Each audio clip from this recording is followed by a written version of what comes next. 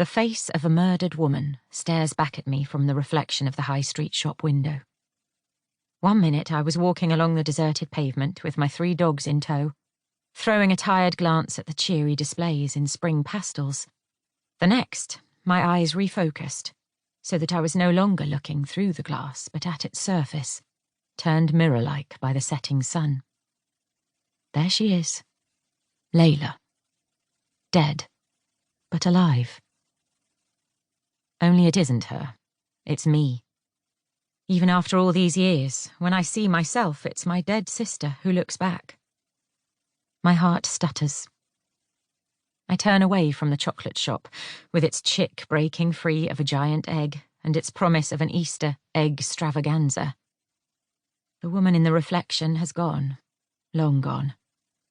Yet I still feel her presence as I turn the corner from the single street of shops onto a tree-lined avenue filled with Victorian townhouses, which have all been converted into B&Bs or flats. At the closest tree, I put my arms around the trunk, struggling to reach the piece of string I'm wrapping round. Pressing my cheek against it until the bark digs in, ignoring the tang of urine floating up from the base, concentrating only on reaching that damn string. Once the missing poster is secured, I try not to look at the photograph on it, at the features identical to mine that smile at passers-by. From above me comes a soft hushing, now that there are enough leaves on the trees for them to brush gently against one another in the breeze. It's the first time I've heard that sound since autumn, and I hadn't realised how much I've missed it. Spring is a time for change and new beginnings. Perhaps this will be the year someone sees one of the posters and comes forward to solve the mystery that has haunted me for over half my life. It's been almost 25 years since my identical twin disappeared without a trace.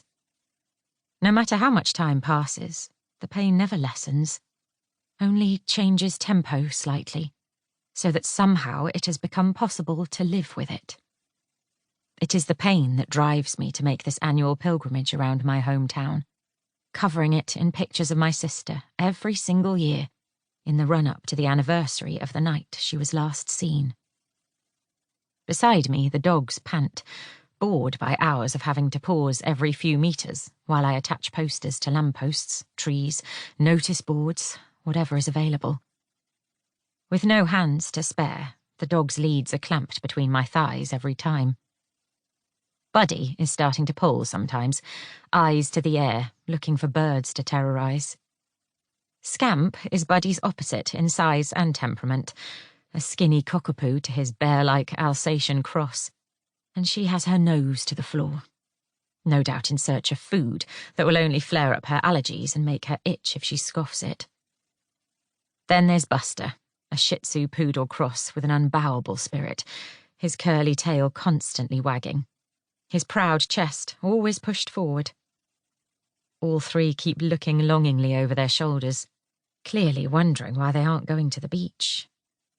"Come on," I urge, ready to walk on again. "We'll go home soon. Apart from anything else, my feet are throbbing. Just 1 more street, kids." Some people might think I'm mad, talking out loud to my dogs, but who cares? Their tails wag in unison as if they understand every word.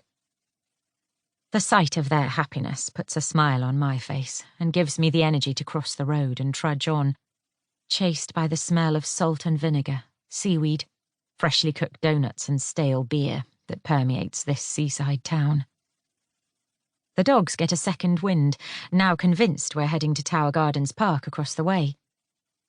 When Scamp realises we're not, she gives a snort of annoyance while I pull another poster from my backpack. Will the person responsible for Layla's disappearance see any of them? I wonder. Have they ever spotted any over the years? Perhaps they dread the anniversary as much as I do, hating the thought of seeing my twin's picture and having to relive what they did. Perhaps it makes them fear that this time someone will come forward to the police and they'll end up behind bars. Perhaps guilt will get to them and they'll finally come forward to reveal what happened to her, if only to put an end to their own mental torture. I hope so.